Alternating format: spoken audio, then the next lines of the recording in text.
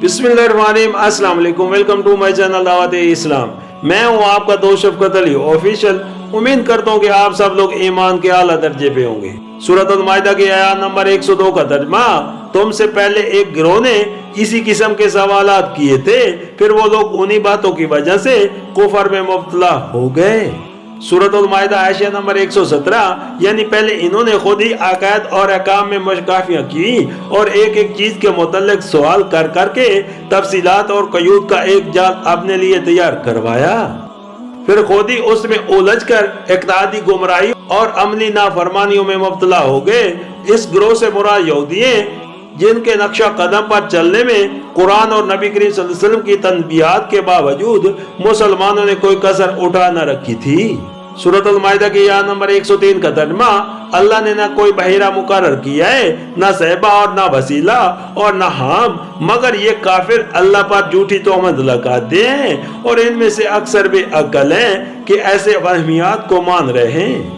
सूरत अल माइदा Ayesha number 118, जिस तरह हमारे मुल्क में गाय, बैल और बकरे खुदा के नाम पर या किसी बुत या कब्र या देवता या पीर के नाम पर छोड़ दिए जाते हैं और उनसे कोई खिदमत लेना या उन्हें ज़िबा करना या किसी तौर पर उनसे फायदा उठाना हराम समझा जाता है, इसी तरह ज़माना जलीयत में अहले अरबी मुख्तलिफ तरीकों से जानवरों को बंद करके छोड़ दिया करते थे और उन तरीकों से छोड़े हुए जानवरों के अलग अलग नाम रखते थे। बहरा उस ऊँटनी को करते थे जो 5 दफा बच्चे जन चुकी हो और आखिरी बार उसके यहाँ नर बच्चा पैदा हुआ हो, उसका कान चीरकर उसे आजाद छोड़ दिया जाता था। फिर ना कोई उस पर सवार होता, ना उसका दूध पिया जाता, ना उसे ज़िबा किया जाता, ना उसका ओवन उतारा जाता। उसे हक था कि जिस खेत और जिस चरवाह में चाहे चरे और जिस घाट से चाहे पानी पिए। सहबा उस ऊंट या ऊँटनी को कहते थे जिसे किसी मन्नत के पूरा होने या किसी बीमारी से शफा पाने या किसी खतरे से बच जाने पर बतौर शुक्राना के पन कर दिया गया हो।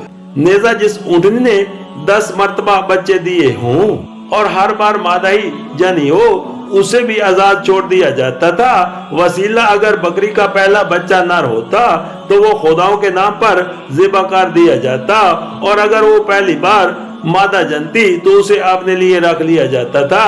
लेकिन अगर नर और मादा एक साथ पैदा होते तो नर को ज़िबा करने की बजाय यूं ही खुदाओं के नाम पर छोड़ दिया जाता था और उसका नाम वसीला था। हाम अगर किसी ऊंट का पोता सवारी देने के काबिल हो जाता तो उस बूढ़े ऊंट को आजाद छोड़ दिया जाता था। नेज़ा अगर किसी ऊंट के नुतफे से 10 बच्चे पैदा हो जाते तो उसे भी आजादी मिल जाती।